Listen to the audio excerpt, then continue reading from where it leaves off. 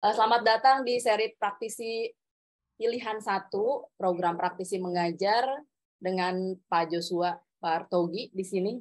Pak Joshua ini jauh-jauh dari Australia, di sana jam berapa, Pak? Sekarang jam 5 sore waktu Brisbane. Oh, jam 5 sore waktu Brisbane nih. Kalau teman-teman kita di Indonesia Timur cuma beda 1 jam nih, Pak.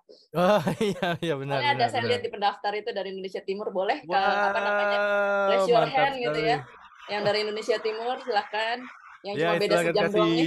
jempolnya, reactions. Wow, sudah 73. Wow, mantap sekali.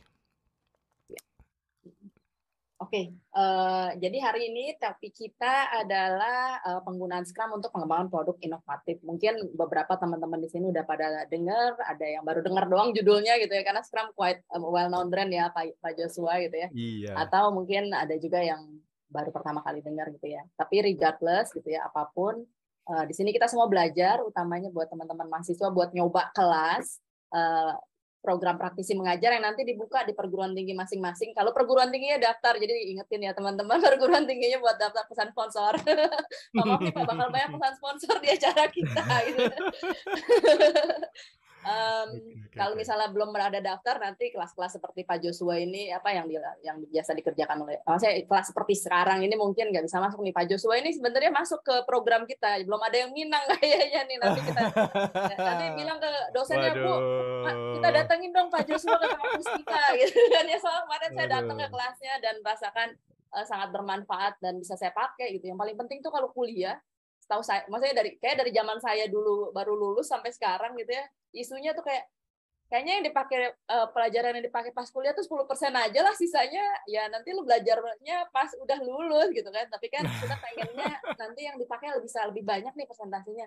Masa kita belajar 4 tahun yang dipakai cuma 10% gitu. 4 tahun nggak lulus on time kan nih.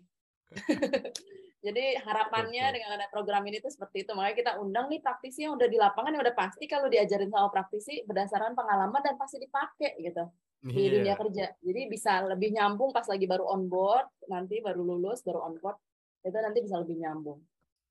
Nice nice. Sebelumnya mungkin kita sedikit tata tertib ya teman-teman ya. Karena kan kalau misalnya kelas itu ada tata tertibnya. Jadi ini saya adalah petugas tata tertib sekolah ya kan ya. Karena ini modelnya kelas. Jadi saya adalah petugas tata tertib sekolah. Peraturan kelas. Karena ini kelas, ini peraturan kelas. Satu, ini settingnya memang kita sengaja semua peserta mute, nanti akan di-unmute kalau kalian raise hand. Jadi kalau misalnya kalau kalian mau ngomong, mau nanya, mau comment anything gitu ya, apapun, raise hand, nanti yang ngasih izin tetap Pak Joshua. Saya ini cuma petugas menjaga peraturan aja. Karena kelas ini kelas Pak Joshua kan ya. Pak Joshua tinggal bilang, oke, siapa? Nanti kita bukain mic-nya Iya. Pak. Gitu kan ya. Oke oke. Terus peserta diharapkan on cam kecuali memiliki kendala jaringan. Kita tahu lah ya teman-teman, nggak semuanya jaringannya bagus. Contohnya tempat saya kalau hujan tuh jaringannya jelek. Untung hari ini nggak hujan, kalau nggak saya berabe gitu. Atau kalau Waduh, ini tidak bekerja bisa dan ini ngelucu juga ini moderatornya ya. oh iya maaf ya Pak ya. Saya kalau ngajar gini juga, saya ngajar biasanya Pak, cuma saya Wah, bukan mantap praktisi mantap. dosen. Nanti kalau saya jadi praktisi di Pinang juga nih Pak. Nanti saya daftar deh. Oke oke. Kecuali ya tadi hujan gitu ya, jaringan jelek atau pohon rubuh. Kadang-kadang kalau mahasiswa tuh ya tiang listrik gardu rusak ya, saya sering banget tuh dengar kayak gitu itu ya. Itu boleh off cam, dan atau kalau misalnya teman-teman Bapak Ibu tidak ingin fotonya terpublikasi di kanal YouTube, karena kami akan masukkan ke kanal YouTube Kemendikbud, Ditjen Dikti dan kanal YouTube pribadinya Pak Joshua. Dan termasuk nanti beberapa footage kita akan masukkan ke media sosial kami. Nanti media sosialnya belakangan ya, jualannya terakhir itu. Terus tetap ya Pak, pokoknya kalau saya tuh diselingi dengan jualan. Saya sebenarnya background marketing, tapi saya sering marketing. Lalu dilarang menampilkan gambar, perilaku, dan atau tulisan yang melanggar hukum. Ini definisinya luas, termasuk ya nggak boleh kayak misalnya hate speech ya. Jadi jangan saling menghina di sini ya. Kalau saling menghina nanti kita Jangan nggak dong. bagus ya Pak ya. Jangan menghina suku, agama, ras, atau antar golongan. Jangan menghina kecenderungan apapun gitu ya. Jadi kita di sini adalah kelas yang diverse ya, yang beragam. Dan jangan juga menggunakan gambar-gambar yang tidak proper, yang tidak layak. Ya, maksudnya misalnya kalau yang tidak layak itu misalnya gambar-gambar yang tidak enak dilihat lah gitu ya. Tidak enak dilihat atau mungkin enak dilihat tapi tidak boleh. Jadi jangan. Gitu. Karena itu melanggar hukum, Pak. Nanti kita Ya, ya, kena ya ya. kan, undang-undang kan Iya. ya. Jadi saya Entar nggak di perlu take jelasin kan down ya, sama langsung bisa. YouTube ininya, videonya kan. Iya, nanti nggak bisa di-share di YouTube, Pak. Kita kena Iya. kena sensor. Tolong jangan pakai profile picture yang disensor, atau kalau kalian on cam jangan melakukan sesuatu yang harus disensor gitu ya. Soalnya pernah ada Pak, saya pernah dengar itu ya. Jadi pasti on cam terus dia melakukan sesuatu yang harusnya disensor. Itu saya harapkan tidak terjadi ya di kelas ini ya. Jadi teman-teman praktisi mungkin yang belum pernah yang datang di sini itu hal-hal seperti itu mungkin terjadi tapi jarang, frekuensinya jarang gitu ya. Tapi kita berharap di kelas ini tidak terjadi. Lalu peserta yang melanggar peraturan akan dikeluarkan. Format penamaan udah dijelasin berkali-kali di chat, teman-teman tolong diubah. Tujuannya supaya nanti pas breakout room kita gampang, lalu Pak Joshua juga akan lebih sering manggil mahasiswa nih. Tapi jangan nanti yang dosen atau praktisi ngaku-ngaku mahasiswa. Tolong sadar umur ya. saya Awet muda. Oh ya, Tapi ya. kemarin Ya, saya kalau ada ngobrol gitu, dengan beberapa praktisi, katanya itu agak susah juga, Pak, katanya. Gimana kalau mahasiswanya mahasiswa S2, S3 gitu kan? Oh iya benar, masih Agak mahasiswa sih ya, benar iya, juga masih ya. mahasiswa Oh kan. iya ya. Oke, saya akan definisikan dengan lebih ini kalau agile gitu Pak, berubah cepat ya. Coba kita berubahnya peraturan. Pokoknya S2, S3 masuknya praktisi atau dosen ya, Bapak Ibu. Oke. Lebih Langsung kan ya. Terima eksplisit ya. kasih masukannya Pak, ini langsung kita feedbacknya langsung kita ubah aturannya, maksudnya kita perjelas aturannya. Tujuannya supaya, karena ini memang sesinya lebih kita khususkan untuk nyoba kelas, dan program kami ini untuk program S1, jadi yang dianggap mahasiswa di dalam kelas ini adalah S1, yang S2 silakan masuk ke kategori praktisi, dosen, atau lainnya. Kalau lainnya itu maksudnya kayak, saya admin perguruan tinggi, ya terserah lah mau bilangnya admin perguruan tinggi lainnya gitu. Atau ya apapun misalnya nanti pekerjaan Anda. Itu berikutnya kita mungkin sebelum mulai nggak apa-apa Pak, kita foto bersama dulu. Nanti setelah mau selesai kita foto bersama lagi. Jadi saya akan stop sebentar supaya maksudnya kayak nanti kalau udah ada yang enggak, nanti kan aduh saya tuh nggak bisa belakangan, nanti foto saya nggak ada gitu kan, nanti sedih gitu. Jadi, itu untuk menghindari kekecewaan orang yang suka foto kan. FOMO. Ya, oke. Fear of Silakan missing out. teman-teman di on cam semua, kita akan foto bersama. Saya akan kasih aba-aba gitu ya. Boleh bergaya aneh-aneh sepanjang tidak melanggar hukum gitu ya. Karena kalau melanggar hukum langsung kita keluarkan gitu ya. Jadi mau gayanya agak-agak loncat-loncat, kalau mau love-love ya suka-suka lah ya. Cuma memang kalau ada background jadi nggak terlalu kelihatan. Oh ya, mau gini boleh ya. Boleh ya pokoknya bebas. Tapi saya nggak bisa Pak, karena saya harus pencet ini. Oke ya, saya hitung ya. Ini screen 1.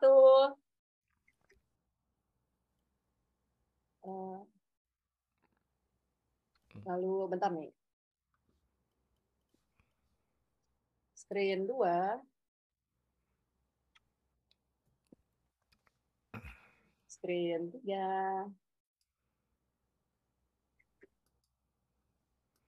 Screen 4. Screen 5. Screen 6. Oke. Ternyata ada banyak yang emang nggak suka foto ya, soalnya pada oke. Aduh, saya atau sambil nih, kerja.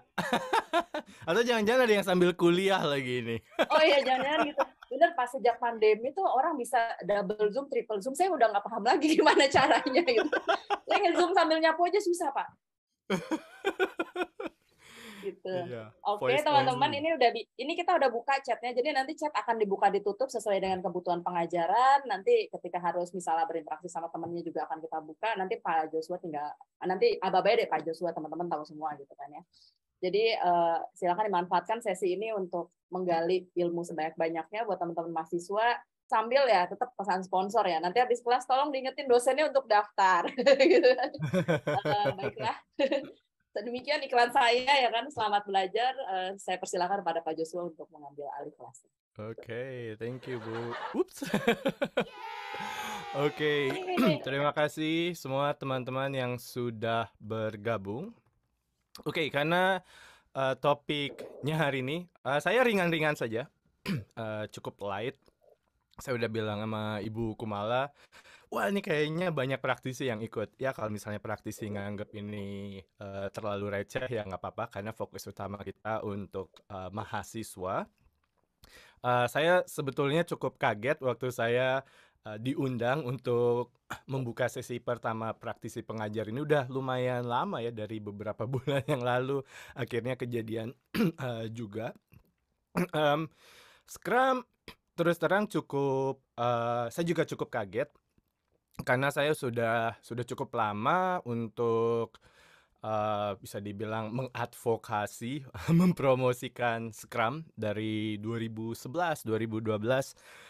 Saya yang dulu bikin Google Groups, di Google Groups, Scrum Indonesia. Waktu itu, cukup menarik gitu kan. Wah, bukan hanya resisten gitu, tapi masih menganggap, "Apa sih Scrum?" Gitu kan. "Ah, ini mah buat, reckless developers nih. Ini, buat koboi nih, koboi style coding," gitu kan.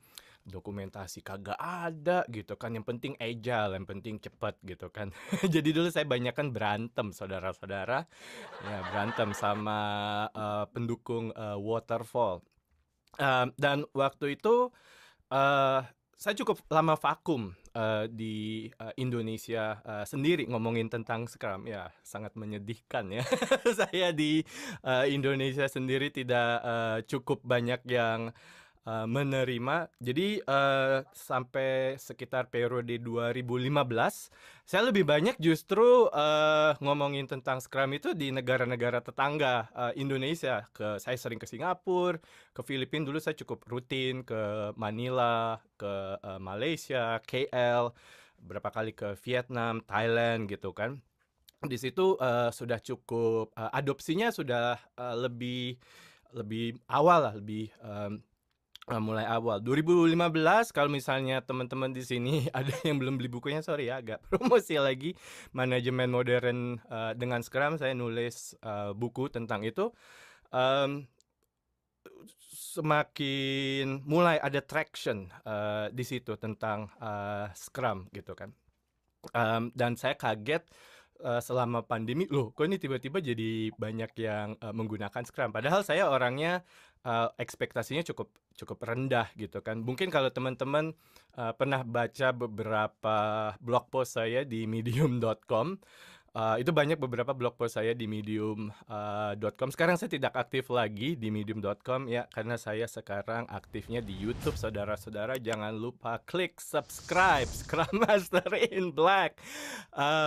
Itu banyak, artikel-artikel saya di, di YouTube, di Medium.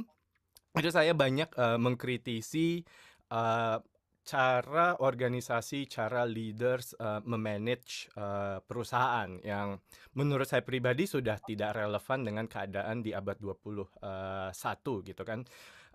Saya, cukup penggemar dari, servant leadership yang sangat ditekankan oleh, Scrum. In contrast, servant leadership itu ada, authoritarian leadership. Jadi top down, pokoknya bosnya nggak mau tahu, pokoknya harus ikut apa kata gua. Kalau servant leadership, banyak sih teman-teman yang bilang seperti, ajaran yang diajarkan oleh Ki Hajar Dewantara gitu kan. Jadi, leaders yang menjadi examples, leading by serving gitu kan. Tidak menggunakan otoritas yang dia miliki, untuk keuntungan pribadi dia, tapi justru dia mau mengangkat, orang-orang jadi lebih, hebat, become the best version of, themselves gitu kan. Ya, saya cukup, menarik. Tapi ya menarik juga nanti di, sesi saya hari ini, ternyata juga, banyak penggunaan Scrum selama 2 tahun yang belakangan ini. Yang meningkat juga sebenarnya nggak Scrum-Scrum amat, ternyata cuman waterfall yang diperpendek. Nanti saya akan, ceritakan gitu. Jadi sebenarnya bukan Scrum, tapi, waterfall yang diperpendek, terus dilakukan berulang-ulang, terus, pimpinan perusahaannya bilang, "Oh ya kita sudah menggunakan, Scrum." Padahal sih sebenarnya bukan Scrum.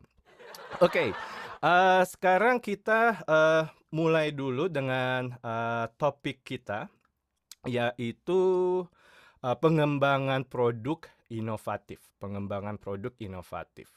Oke, mungkin bisa minta tolong, teman-teman. What happened there?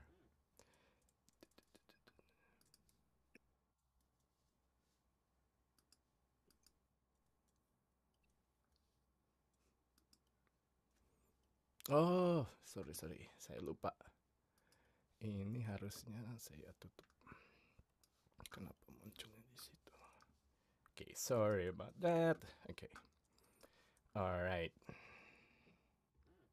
Okay. Sekarang kita mulai dengan sedikit lebih dimulai ringan dulu ya, sebelum nanti semakin berat. Teman-teman di sini bisa kunjungi menti.com, menti.com. Nanti kalau udah ke www.menti.com, ini bisa dari ponsel juga rekan-rekan. Jadi bisa buka browser di ponselnya menti.com, terus masukin nanti kodenya 7044 4191 7044 4191. Pertanyaan yang harus rekan-rekan jawab di sini adalah, menurut rekan-rekan ketika ngomongin tentang inovasi, produk apa yang ada di pasar, bebas ya, tidak ada batasan, mau pasar lokal, mau pasar global gitu kan yang mendunia. Produk apa yang ada di pasar saat ini yang paling inovatif menurut kalian? Ya, silakan tuliskan jawabannya. Silakan tuliskan jawabannya.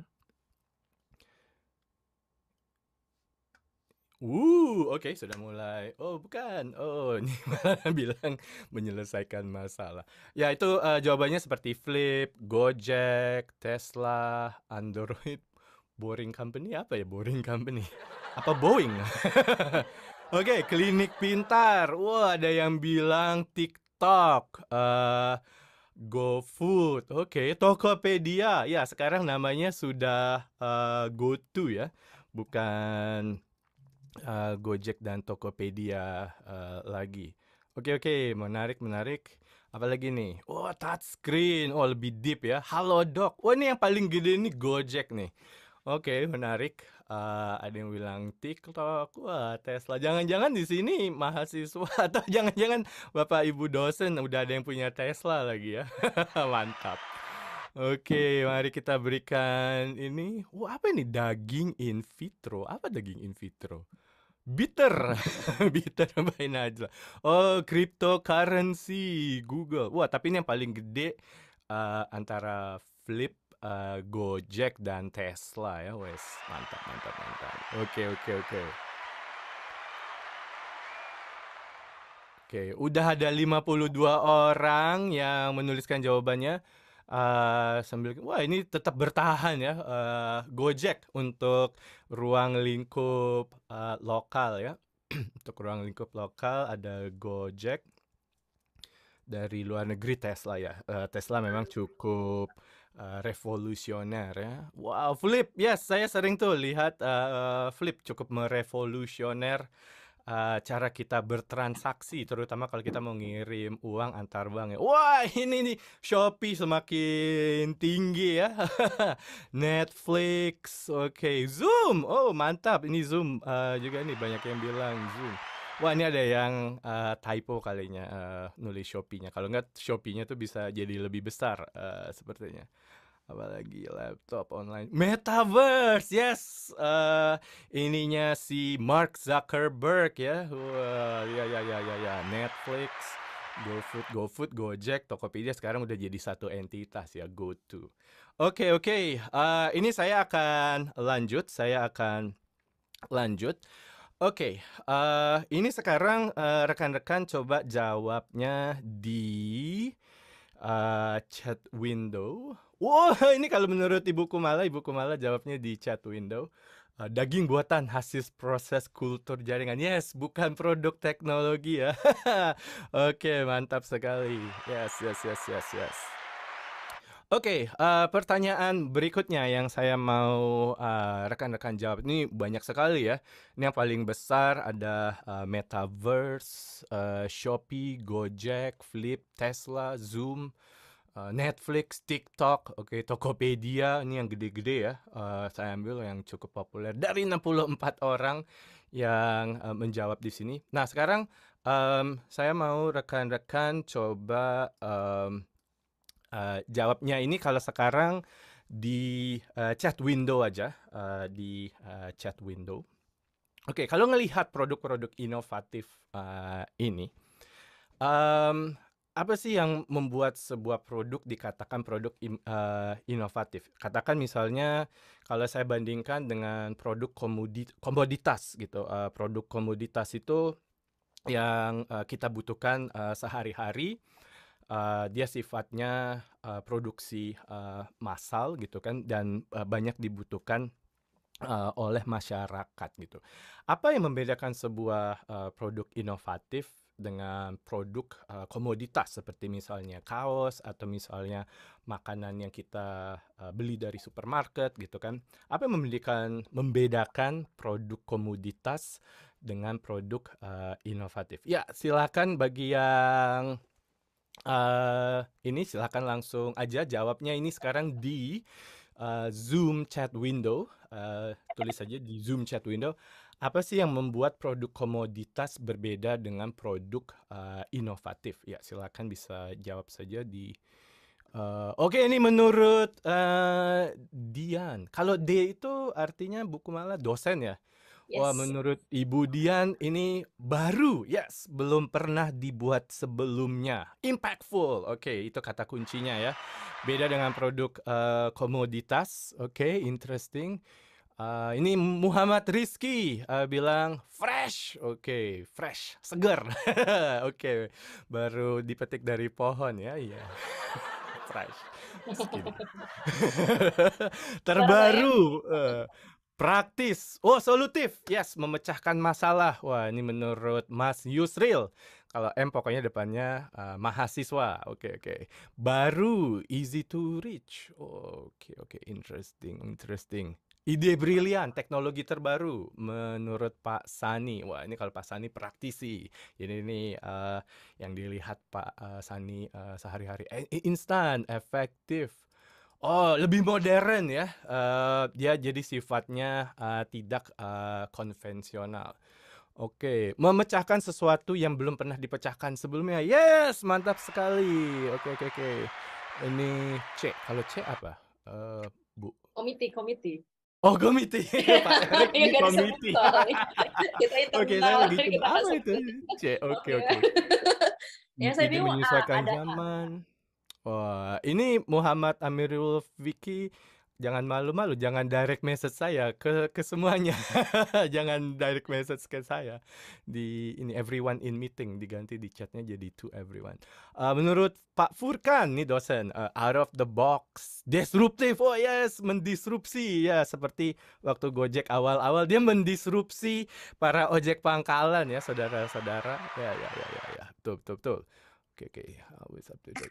Oke, ini kata kuncinya produk inovatif. Saya suka mengambil ada yang beberapa teman-teman ibu bapak dosen dan teman-teman mahasiswa tulis di sini sesuatu yang baru. We've never done it before, right? Jadi pemahaman kita juga tentang bagaimana mengembangkan produk ini juga minim. Saya suka kata kunci memecahkan masalah yang belum pernah dipecahkan sebelumnya. Dulu ini nggak jadi masalah, tapi ini jadi masalah gitu kan. Dulu saya ingat waktu saya SMP, SMA, gampang aja gitu nyari ojek, ojeknya itu udah di depan rumah udah nungguin saya gitu kan. Tapi ternyata sekarang itu berbeda gitu kan. Sekarang permasalahannya berbeda. Masalah waktu saya SMP, SMA nggak ada itu. Masalah nyari ojek gampang banget gitu kan. Sekarang masalahnya lebih kompleks. Bahkan ada pakar namanya Peter Senge bilang, yesterday's solution is today's problem. Apa yang dulu jadi solusi sekarang jadi masalah, right?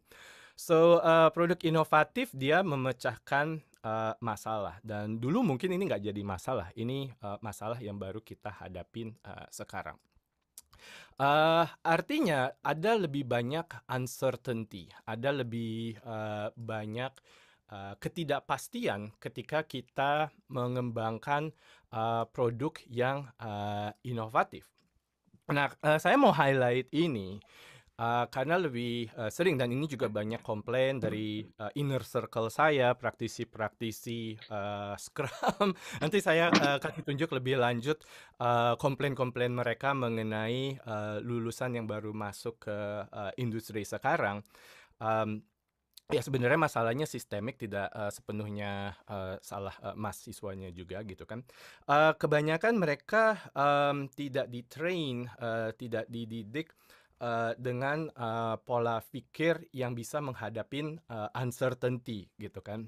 Nah, ketika kita mengembangkan produk inovatif, ketidakpastiannya itu lebih, banyak gitu kan.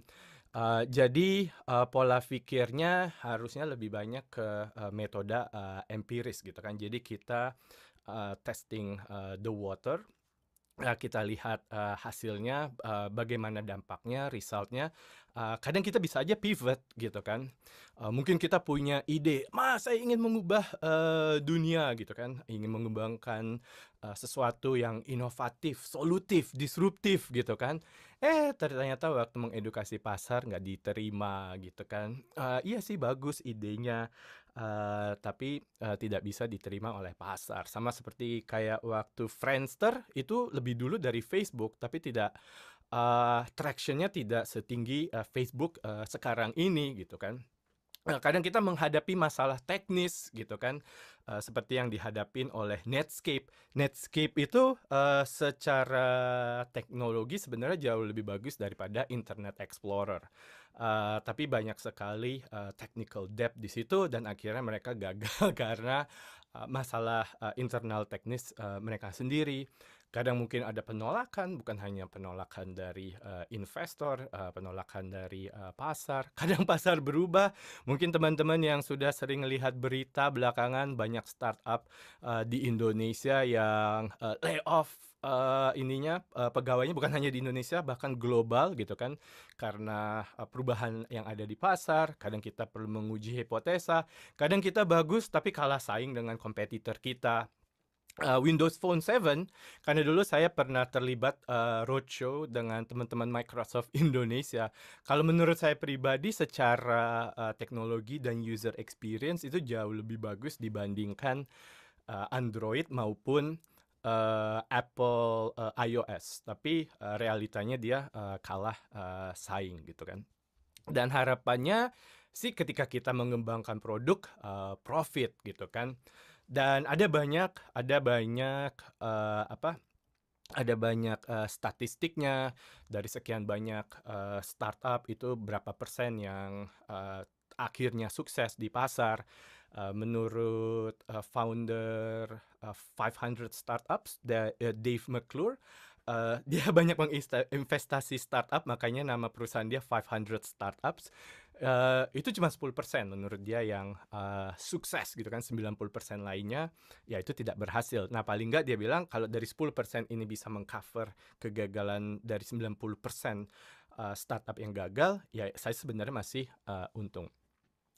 Salah satunya yang saya mau, ambil mungkin, YouTube ya, yang cukup, menarik gitu kan, lika-likunya. YouTube cukup lama juga tidak profitable. Mereka cukup lama juga menemukan, format ini mau, diapain, monetisasinya gitu kan. Bahkan sebelum YouTube itu udah ada yang lebih, revolusioner daripada YouTube, namanya Vimeo.com gitu kan. Tapi malah YouTube yang take off dan akhirnya YouTube bisa mendapatkan bisnis model yang, sesuai. Dan tentunya ada banyak, produk-produk yang, cukup, sustain walaupun cukup lama mereka tidak menemukan bentuk, tidak menghasilkan, profit, pada akhirnya mereka bisa, sampai juga ke, profit. Nah, ini yang saya bilang, di, kampus, sekarang dan ini termasuk salah satu, komplain dari, para, praktisi-praktisi, mahasiswa di-train, sifatnya itu, kalau saya boleh mensimplifikasi, perencanaan yang linear. Oke, kamu bikin perencanaan yang sedetail-detailnya. Kalau perencanaan kamu sangat detail, semua risiko itu dimitigasi, maka kamu akan berhasil, kamu akan, untung gitu kan. Nah, realitanya ketika kita mengembangkan produk yang inovatif, nggak linear seperti itu gitu kan. Kadang pivot gitu kan. Instagram dulu mulainya dia, sosial media yang cukup generik gitu kan. Akhirnya dia pivot, dia fokus ke satu fitur aja di dalam produknya, hanya yang foto filternya aja. Sekarang bahkan yang dia membunuh produknya sendiri. Jadi yang foto filter itu menurut dia udah tidak menguntungkan lagi. Dia sekarang lebih banyak fokus ke video. Instagram, Reels gitu kan. Kadang banyak belok-beloknya, kadang kita perlu, pivot, kadang kita, butuh, melihat apa yang lagi tren sekarang di market gitu. Dan kadang banyak produk inovatif yang muncul karena serendipity gitu kan, karena ketidaksengajaan, bukan karena direncanakan. Jadi esensinya di sini adalah untuk bisa mengembangkan produk inovatif itu ya harus banyak mengalami kegagalan. Tapi kita tidak di-train untuk bisa gagal. Istilahnya teman-teman itu di industri, kita tidak di-train untuk safe to fail, ya kan? Karena sistem penilaian pendidikan kita itu juga dinilai masih rote learning istilahnya. Jadi masih dinilai berdasarkan nilai yang tinggi gitu kan. Ceritanya seperti itu. Jadi product development bisa dibilang lebih mirip ini ke mountaineering. Dulu saya waktu kuliah, karena saya juga dulu kuliahnya di UGM, saudara-saudara. Dan di UGM itu hampir setiap fakultas itu punya pecinta alam. Menarik sekali. Kalau di kampus-kampus lain itu pencinta alamnya biasanya di level universitas, tapi kalau di UGM itu di level fakultas. Setiap fakultas itu punya pecinta alamnya sendiri-sendiri, dan kadang itu suka saingan gitu kan, cukup kompetitif gitu kan, kehutanan sama MIPA sama teknik. Bahkan kalau di teknik itu bukan hanya di level teknik aja, teknik punya pecinta alam sendiri, di level prodi punya juga pecinta alamnya sendiri-sendiri. Jadi product development, kalau saya bisa ngambil pengalaman saya dulu waktu jadi pecinta alam, itu lebih mirip kayak mountaineering gitu kan. Banyak liku-likunya gitu kan. Dan ya kita harus membaca kompas gitu kan. Kalau misalnya kita perlu belok kan ada rintangan di depan, ya kadang kita belok. Ternyata tiba-tiba air lagi deras nih gitu kan. Mungkin yang tadinya bisa straight line kita menyeberang sungai itu, tapi karena lagi deras kita mungkin harus muter dulu agak jauh gitu kan. Yang tadinya planningnya nyampenya misalnya ke satu titik tujuan itu misalnya cuma 3 jam, malah jadi lebih lama gitu kan. So banyak pivot, lebih banyak adapt ke perubahan-perubahan yang ada di lapangan. Nah, saya sudah masuk sampai ke situ. Scrum adalah sebuah kerangka kerja yang dirancang untuk kita bisa beradaptasi terhadap ketidakpastian yang ada di pasar tersebut gitu kan. Jadi sifatnya dia lebih fleksibel, dan dia cuma terdiri dari beberapa elemen penting. Nah, ini yang juga menjadi banyak kritik dari teman-teman praktisi. Kita terbiasa diajarkan, di-train the how, harus detail, harus komprehensif. Nah, Scrum ini sebenarnya kalau rekan-rekan baca di scrumguides.org, dia tidak komprehensif gitu kan. Scrum tidak akan memberitahu kita step by step apa yang harus kita lakukan untuk setiap case tertentu. Makanya ada kata kunci di Scrum Guide. Scrum ini sangat mengandalkan collective intelligence dari orang-orang yang bekerja di dalamnya, right? Jadi benar-benar menggunakan bottom up intelligence daripada top down knowledge yang dipush oleh leader. Makanya dalam Scrum leader itu jadi fasilitator gitu kan, bagaimana bisa memaksimalkan collective intelligence yang ada di dalam tim. Ini saya mungkin akan share kalau teman-teman mau buka yang saya maksud. Jadi sambil saya presentasi bisa buka Scrum Guide yang akan saya refer. Jadi dalam Scrum, karena dia sifatnya framework, Scrum cuma ngasih tahu kita the what. Scrum tidak memberikan tahu kita the how to implement Scrum. Scrum tidak memberitahukan kita, sama kayak misalnya kalau kita main sepak bola, aturan sepak bola didefine oleh FIFA. FIFA nggak akan memberitahu kita strategi bermain sepak bola. Ya strategi bermainnya ya terserah masing-masing tim sepak bola. Saya juga penggemar penonton sepak bola. Jadi tim Brazil biasanya dia suka main samba style, bola pendek. Tim Inggris strateginya beda lagi. Sama dengan Scrum, makanya ini yang membuat adopsi Scrum mungkin cukup masif, karena dia bisa masuk ke banyak konteks gitu kan. Dan dia memang didesain untuk pengembangan produk.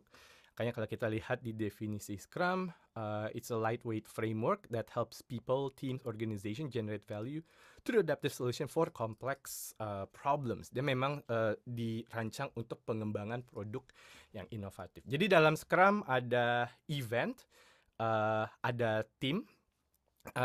Ini terdiri dari 3 akuntabilitas. Jadi ini adalah akuntabilitas, bukan job title. Ada Scrum Master di situ. Dia adalah seorang leader. Kalau di Scrum Guide dia dijelaskan sebagai leader yang mengayomi, yang memimpin dengan melayani, right? Bottom up leader.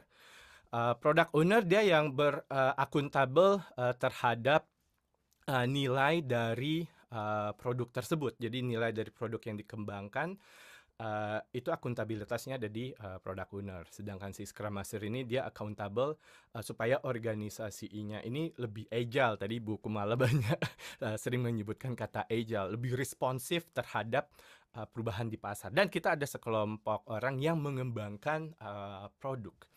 Nah, Scrum ini memang cukup populer di konteks IT atau software. Tapi kalau kita baca di Scrum Guide, kalau saya search kata software, itu cuma disebut sekali, saudara-saudara. Jadi selama kita ada ide produk yang menurut kita inovatif, kita belum pernah kembangkan sebelumnya, bisa jadi kerangka kerja Scrum ini membantu kita, right? Dan terakhir, selain event Scrum Team, ada juga ada juga artefak dalam Scrum yang harus transparan. Ada product goal, di mana nanti dari product goal diturunkan jadi product backlog. Ini adalah daftar keseluruhan fitur yang harus ada di produk, itu didefinekan di dalam product backlog. Nanti saya akan jelaskan sifatnya Scrum yang dia incremental delivery. Jadi di dalam Scrum, kalau kita punya banyak daftar di dalam produk backlog kita nggak langsung kerjain semua. Kita ambil potong per potong. Jadi kerjaan yang kita mau kita kerjakan dalam satu sprint itu dinamakan sprint backlog. Dan ada komitmen sprint backlog ini memenuhi sprint goal. Dan di akhir sprint ini ada definisi selesai. Ini adalah daftar checklist yang menandakan produknya ini high quality. Kalau misalnya si product owner-nya mau rilis, bisa dirilis saat itu juga tanpa harus nunggu terlalu lama. Oh ya, saya lupa bilang tadi. Ini yang juga sering banyak dikritisi oleh teman-teman praktisi. Kata kunci dari tim Scrum ini adalah self-managing, right? Jadi mereka self-manage, jadi tidak ada bos atau atasan atau manajer proyek atau siapapun atau technical leader yang memberitahu mereka apa yang harus mereka lakukan. Dan bahkan di Scrum Guide sendiri definisi self-managing itu the Scrum team itu define who does what, when, and how. The Scrum team is self-managing. It means they internally decide who does what, when, and how. Wow, dapat empowerment yang cukup tinggi sekali tim Scrum ini. Karena perspektifnya Scrum, kita pandang orang-orang sebagai orang-orang yang dewasa. Mereka bisa berdiri sendiri di atas kakinya, jadi nggak perlu dikasih tahu apa yang harus dilakukan gitu. Jadi kita nggak perlu suapin mereka, makanya kita treat mereka sebagai self-managing team. You don't tell adults what to do, right? You create environment where they can thrive, right? Dan ini relasinya antara tim Scrum. Oke. Jadi kalau si product owner itu dia orientasinya lebih ke bisnis, profit, product, visions, new customers, market trends, goal dari produk.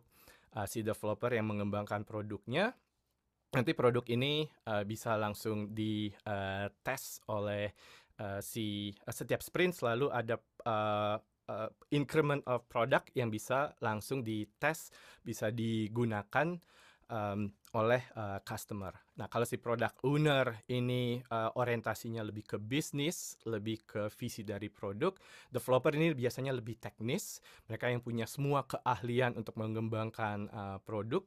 Si Scrum Master dia orientasinya lebih ke perubahan di dalam perusahaan. Kalau ada politik, birokrasi dan sebagainya, itu akuntabilitasnya ada di Scrum Master. Oke, saya udah kasih tahu, mungkin sampai sejauh ini teman-teman masih bingung, loh apa bedanya nih sama waterfall gitu kan? Scrum saya belum melihat bedanya gitu kan. Oke, yang membedakan dalam Scrum adalah ini ada satu batasan waktu. Itu tidak lebih dari 1 bulan.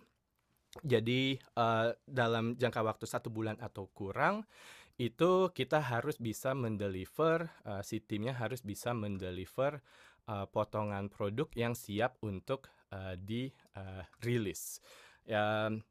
Potongan produk ini sudah memenuhi definisi selesai, semua dokumentasi yang perlu ditulis itu ada di dalam definition of done, arsitektur, semuanya itu semua di-define di definition of done.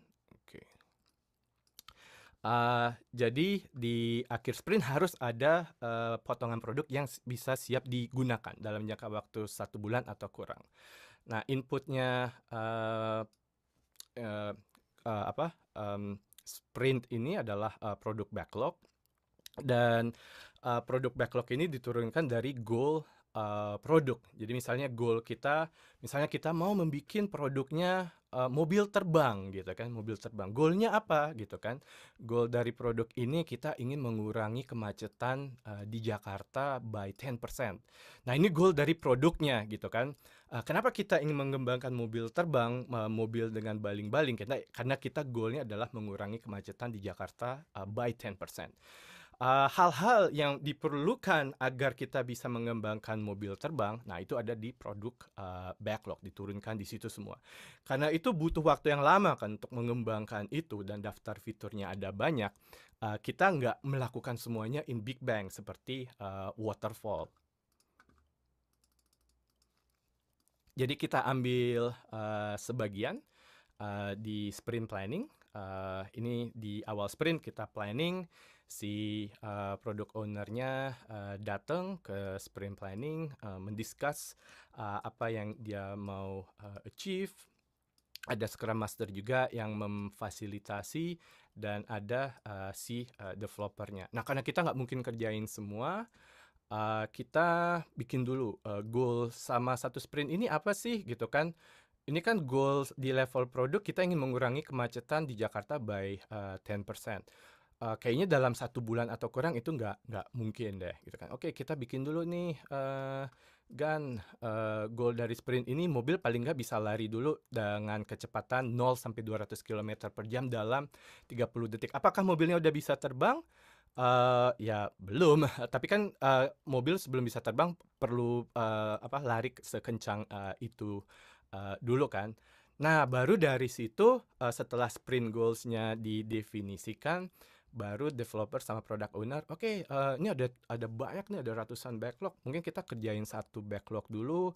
Terus ini yang sticky warna oranye, ini daftar daftar tugas yang harus mereka lakukan untuk bisa mengembangkan fitur mobilnya ini bisa lari dari 0 sampai 200 km per jam dalam 30 detik gitu kan. Wah, seems impossible, but we have the smartest people. Oke, fitur-fitur lainnya seperti baling-baling, ini control di dashboardnya itu belum ada gitu kan. Karena waktu kita cuma 1 bulan, kita mau tes hipotesa kita dulu. Nah, setelah sprint planning, sudah dapat goal-nya apa yang kita mau kerjakan, si developers akan self-manage, dan tiap hari mereka akan melakukan daily scrum, dan acuannya adalah sprint goal ini. Kalau teman-teman baca di Scrum Guide, every day developers ini ngebahas seberapa jauh sih progres mereka mencapai sprint goal yang udah di-define pada saat sprint planning itu. Tujuannya untuk memitigasi resiko, makanya mereka lakukan itu setiap hari. Dan ini cuma dihadiri oleh developers. Di akhir sprint, katakan mereka pilih kita mau ngerjakan sprint 1 bulan, harapannya ada nih mobilnya bisa lari secepat itu gitu kan. Dan semua kriteria yang menjaga quality agar orang nggak mati kecelakaan gitu kan. Wah, ini cukup cepat juga kan, 0 sampai 200 kilometer per jam gitu kan. Itu sudah mereka lakukan juga gitu kan. Jadi bukan hanya proses pengembangannya, safety feature, security itu juga mereka lakukan, ada increment of product. Dan si product owner akan coba ke beberapa customer mungkin, atau dia akan show ke stakeholders apa yang sudah dikerjakan tim selama satu sprint di dalam event namanya di dalam Scrum. Ini adalah sprint review. Jadi sprint review ini bukan UAT seperti yang teman-teman pelajari di kuliah, bukan UAT seperti waterfall. Justru sebelum sprint review produknya ini sudah melalui tes yang cukup rigor, yang sudah cukup komprehensif. Kalau misalnya mau dipakai, udah bisa langsung dipakai. Jadi proses testingnya sudah terjadi dalam satu cycle ini gitu kan. Selain product owner, customer, scrum master, developernya juga ikut. Tujuannya di sprint review ini kita mau dapat feedback dari customer gitu kan. Nanti feedbacknya ini masuk ke product backlog. Jadi yang awalnya ada beberapa product backlog item, setelah dapat feedback itu bisa semakin lama semakin berkembang gitu kan. Setelah dapat feedback dari customer. Nah, sprint review ini fokusnya lebih ke business aspect of the product. Kita mau mengevaluasi aspek bisnis dari produk ini. Jangan sampai produk kita gagal dan kita baru tahu itu 4 tahun kemudian seperti Google Plus gitu misalnya gitu kan. Jadi kita mau dapat early feedback. Jadi sprint review ini bukan mini waterfall. Kita mau mengevaluasi aspek bisnis. Dan setelah itu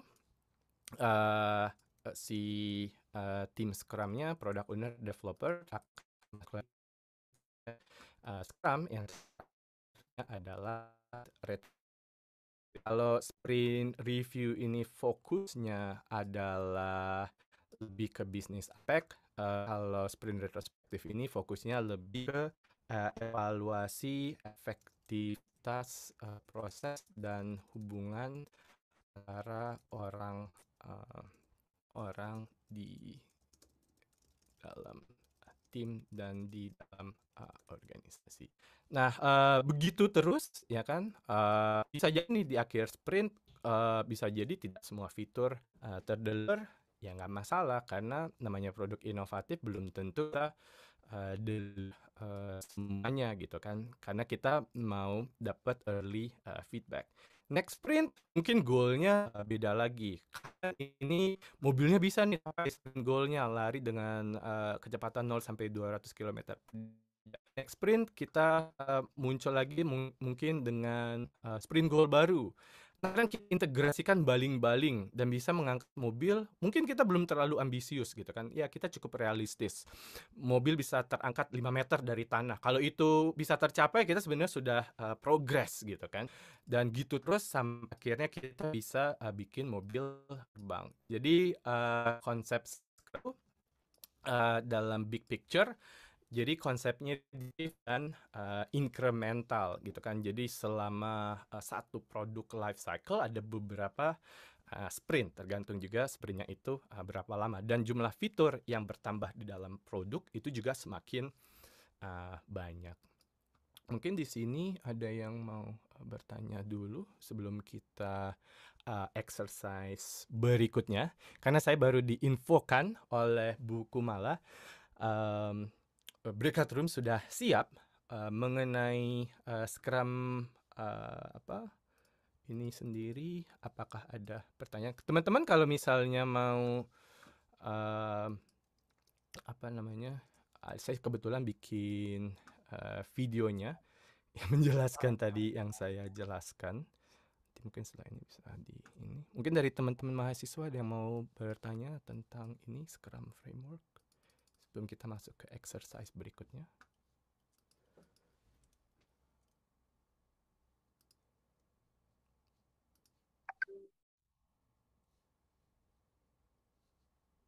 Oke, ada pertanyaan tadi udah dijawab kayaknya sama teman-temannya juga nih, kayaknya bagus nih community yang bantuin jawab nih Pak Joshua.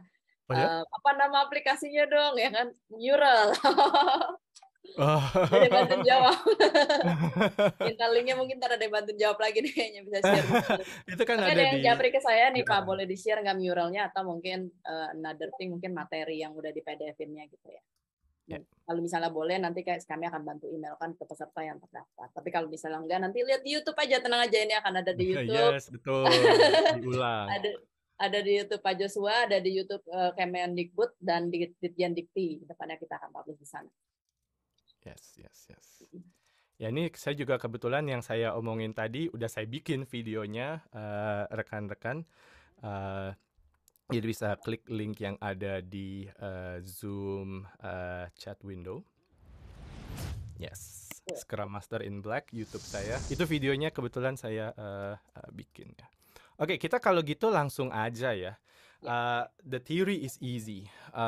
Yang cukup kompleks dalam Scrum itu seperti yang saya sudah jelaskan, lebih banyak menekankan people behavior. Ini semua tentunya cukup common sense. Bahkan banyak orang yang bilang ke saya, Pak ini kan common sense gitu kan. Nggak ada yang aneh tentang ini. Dan ini cukup sederhana. Bahkan kalau kita baca Scrum Guide cuma 13 halaman. What's so difficult about this? Gitu kan. Semua juga bisa melakukan ini kan. Ya. Karena esensinya Scrum bukan di situ. Esensinya Scrum ada di value Scrum. Value inilah yang menjadikan Scrum ini ada gregetnya gitu kan. Jadi value Scrum itu ada komitmen, orang-orang komit untuk melakukan yang terbaik, komit untuk selalu belajar, komit untuk selalu membantu satu sama lain, ada courage, punya nyali, berani menyatakan yang benar, tidak menutup-nutupi informasi gitu kan, berani melawan status quo, berani untuk belajar hal yang baru, fokus pada tadi ada product goal, ada sprint goals gitu kan, tidak distracted, respect, saling menghargai satu sama lain, ya kan, bahkan atasan juga menghargai tim Scrum, ya kan, tidak meremehkan satu sama lain, saling menghargai satu sama lain, bukan hanya di dalam tim Scrum, bahkan di dalam perusahaan, pimpinan juga saling menghargai tim Scrum. Openness, ada dua hal yang kita harus buka di sini. Open our mind and open our heart. Kita harus humble, kita harus rendah hati. Kalau semua yang kita ketahui saat ini tidak menggambarkan apapun tentang alam semesta. Nah ini ada rekan saya juga, professional Scrum Trainer, namanya Barry Overeem dan Christian Verwijs. Mereka di Belanda. Mereka bilang tanpa Scrum values yang ada tim Scrum itu kayak zombie Scrum. Kenapa dibilang kayak zombie Scrum? Karena nggak ada nyawanya gitu kan. Orang hanya moving in motion, hanya mekanik aja gitu kan. Tidak ada soul-nya. Karena breakout room sudah dibuka, ya ini mungkin bisa di capture di screenshot.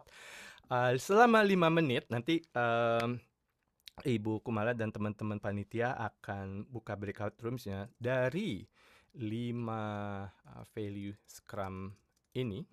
Jadi dari commitment, terus courage, focus, respect, dan openness. Mana yang paling penting untuk membuat tim Scrum yang awesome? Oke, dari commitment, courage, focus, respect, dan openness, kira-kira value Scrum mana yang paling penting untuk membuat tim Scrum yang awesome? Yes, itu yang kita mau capai. Awesome Scrum Teams. Oke, nanti di dalam breakout rooms ada 5 orang ya. Jadi diskusikan aja. Bisa diambil ya screenshot di layar. Jadi ini intinya Scrum, tapi banyak tim, banyak organisasi, banyak perusahaan yang justru fokusnya bukan ke sini gitu kan. Oke, Ibu Kumala silakan dibuka breakout rooms. Nah, waktunya 5 menit ya rekan-rekan di dalam breakout rooms.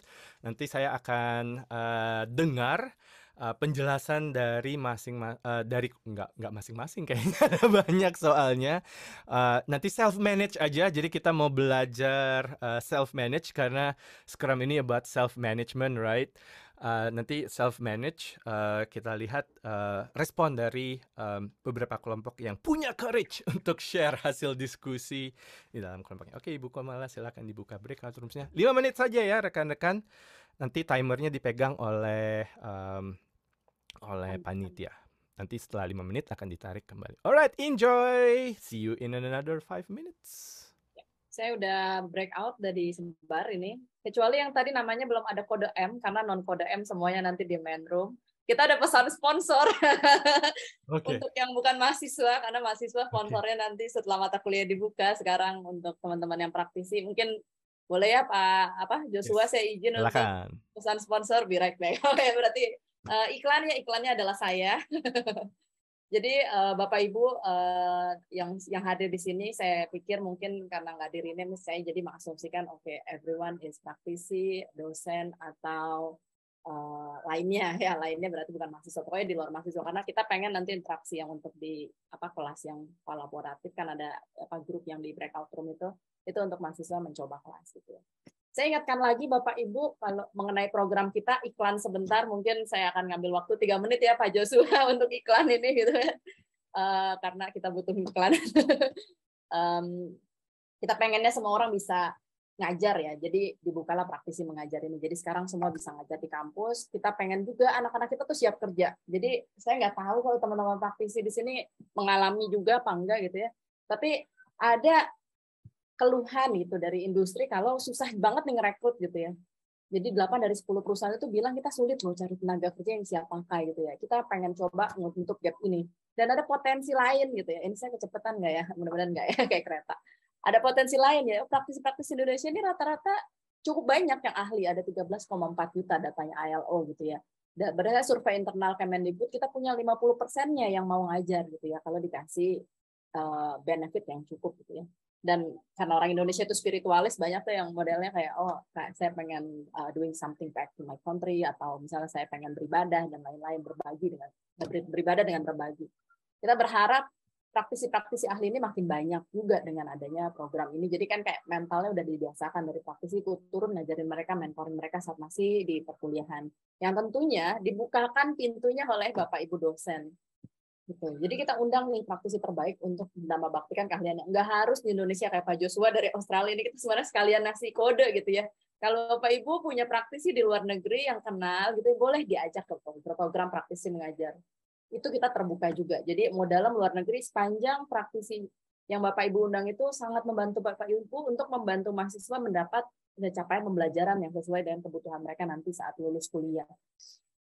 Ini kolaborasi mungkin nanti Bapak Ibu bisa lihat sendiri. Intinya adalah kita minimal 4 jam, maksimal 41 jam kalau misalnya berbayar. Kalau tidak berbayar bebas lah Bu gitu, bebas lah Pak gitu kan ya. Tapi kalau berbayar kita punya budget ya, kita ada constraint di budget pembagiannya seperti ini. Lalu untuk mata kuliahnya minimal satu praktisi itu di satu mata kuliah dengan minimal pertemuannya 2 kali pertemuan, sedangkan maksimalnya ya tergantung nanti kolaborasi yang diambil berapa gitu ya. Dan satu praktisi hanya boleh maksimal 2 mata kuliah kalau ngambil yang pendek. Kalau yang intensif hanya boleh 1 mata kuliah, biar fokus buat mengembangkan kompetensinya sebagai praktisi. Jadi kalau nanya kenapa sih saya dibatas-batasi, ya kan Bapak Ibu kan praktisi, bukan mau jadi dosen. Kalau mau banyak ya mungkin mesti pindah karir jadi dosen gitu. Ini persyaratannya kita nggak terlalu ribet ya, persyaratannya gampang banget, cuma pokoknya udah punya pengalaman 3 tahun minimal, kecuali kalau Bapak Ibu yang bekerja di industri-industri yang mungkin tidak perlu pendidikan formal, misalnya industri-industri kayak seni gitu ya, mungkin kayak pendidikannya malah di sanggar gitu ya, dan itu boleh gitu ya. Kalau misalnya olahraga juga pendidikannya kan di lapangan olahraga bersama klub olahraga. Yang penting sepanjang bisa diinformasikan ke kami portfolio yang membuktikan kredensialnya itu. Sisanya ya mungkin syaratan teknis lainnya cuma nggak boleh ada NIDN ya. Kalau NIDN berarti dosen bukan praktisi itu. Ini peta perjalanannya. Jadi saat ini itu kita lagi buka untuk pendaftaran praktisi dan mata kuliah. Jadi kami udah siapin nih, sekarang udah ada 5.500-an praktisi yang udah verified. Jadi udah bisa Bapak Ibu undang ke mata kuliah Bapak Ibu kalau Bapak Ibu dosen. Dan di sisi lain kami juga masih butuh nih makin banyak praktisi untuk masuk supaya dosen lebih punya banyak opsi gitu ya. Jadi kan nanti bakal ada kompleksitas kayak bidang program studi dan lain-lain. Jadi kalau biar makin mudah nanti matching ketemunya, makin banyak pilihannya akan makin bagus gitu ya. Jadi kita undang sebaik-baiknya praktisi untuk segera lengkapi pendaftarannya. Jadi lengkapi ya Bapak Ibu nih. Soalnya kita lihat banyak yang mungkin nggak ngeh kalau belum lengkap. Kalau belum lengkap kita nggak bisa ngapa-ngapain. Profil Bapak Ibu nggak bisa masuk ke platformnya dosen. Jadi itu kalau belum lengkap. Jadi mohon dilengkapi lalu disubmit sehingga bisa diverifikasi. Verifikasi nanti rekan perguruan tinggi bisa ngecek ke dalam pangkalan data kita praktisi siapa aja mau diajak kolaborasi langsung aja nggak, biar cepat langsung add collaboration, langsung kasih tahu ini loh mata kuliahnya, ini pertemuannya, nanti pertemuannya ngapain aja atau capaian pembelajarannya apa, lalu kita diskusi lebih lanjut kalau Bapak Ibu oke gitu ya. Jadi langsung aja biar cepat. Ini kalau udah lengkap nanti bisa ngapain ya praktisinya, jadi menunggu sebentar gitu ya, nanti ada undangannya kalau suka dan cocok dengan kompetensinya disetujui, kalau enggak mungkin cari yang cocok dan kompetensinya supaya ntar mahasiswa nggak bingung ini mata kuliah apa ngajarnya apa gitu kan. Lalu ini nanti mungkin bisa dibaca berikutnya. Ini yang paling penting ya, lengkapi pendaftaran segera untuk Bapak Ibu yang praktisi agar profilnya bisa ditemukan oleh dosen di perguruan tinggi. Nggak banyak yang diminta gitu ya, kelihatannya banyak tapi sebenarnya nggak banyak yang diunggah, cuma 3 pas foto, KTP dan CV. Sisanya isian yang mungkin Bapak Ibu cuma tinggal pindahinnya dari CV karena kita ada mekanisme jadi harus bikin kayak gini gitu ya. Yang lainnya cuma tinggal tiklis terus submit. Nah, submit dan kerjaan praktisi selesai sampai sini dulu sebelum nanti diajak ngobrol gitu ya. Baru ada kerjaan lagi gitu ya. Itu batas aktif pendaftaran di 17 Juni, jadi the clock is ticking ya, bentar lagi, tinggal beberapa hari lagi. Lalu perguruan tinggi seminggu setelahnya. Sampai ya demikian iklan dari saya ya, yang cepat silakan ikuti sosial media kami atau langsung daftar di www.praktisimengajar.id. Terima kasih, mungkin dari saya sekian.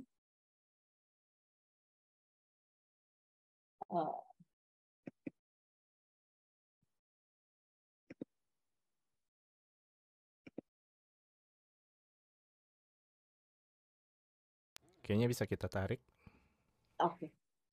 Tadi kelihatan kan ya share screen saya, takutnya nggak. Kita tarik ya Pak ya, maaf. Ini 58, 57 countdown. Ya, it's okay. Saya kembalikan ke Pak Joshua ya. Mantap. Wah, masih banyak yang bertahan. Yes. Engagement level. Luar biasa loh Pak, itu ada sound di samping tuh. Apa namanya? Jadi pengen. Ini roomnya ada berapa nih? Woi, sampai 14. 15. Iya, 14 room full, Pak. Wah, terima kasih panitia yang mau satu-satu masukin.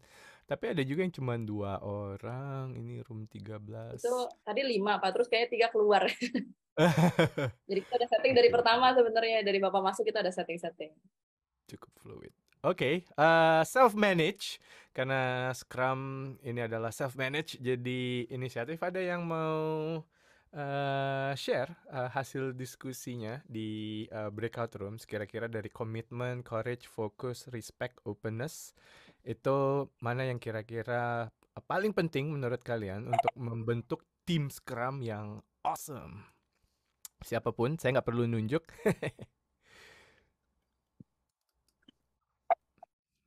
Mungkin siapapun, silakan ambil mic. Alright, room 13, silakan Reza. Yes, oke, silakan.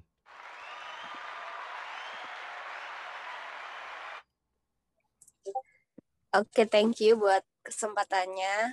Sebelumnya mohon maaf nggak bisa open kamera, soalnya biasanya suaranya saya putus-putus kalau on cam gitu.